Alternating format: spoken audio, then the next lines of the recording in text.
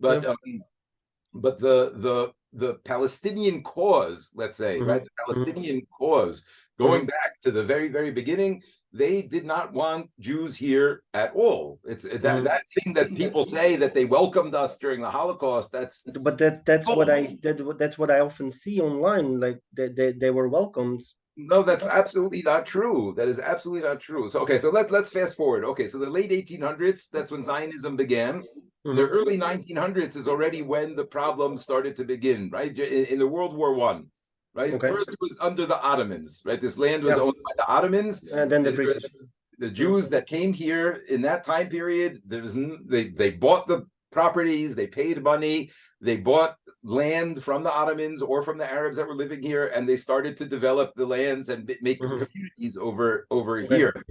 Okay, Mm-hmm. what happened during World War One was a huge root of the problem.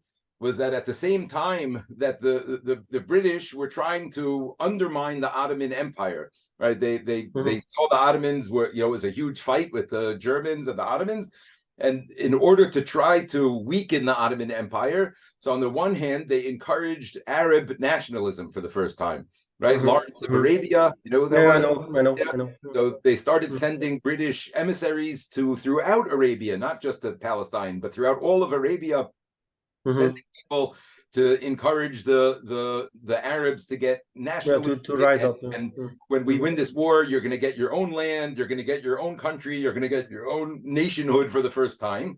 Okay. And at the exact same time, they issued the Balfour Declaration, right, in Yeah, I know. 1917, in order to try to encourage Jews to support them. So they issued the Balfour Declaration in order to encourage the Jewish people to get involved in the fight also. So right then and there's already a huge problem because they promised the same piece of land to two different people, right? They promised the Arabs that Mm-hmm. they're going to get their state, they're going to get their land.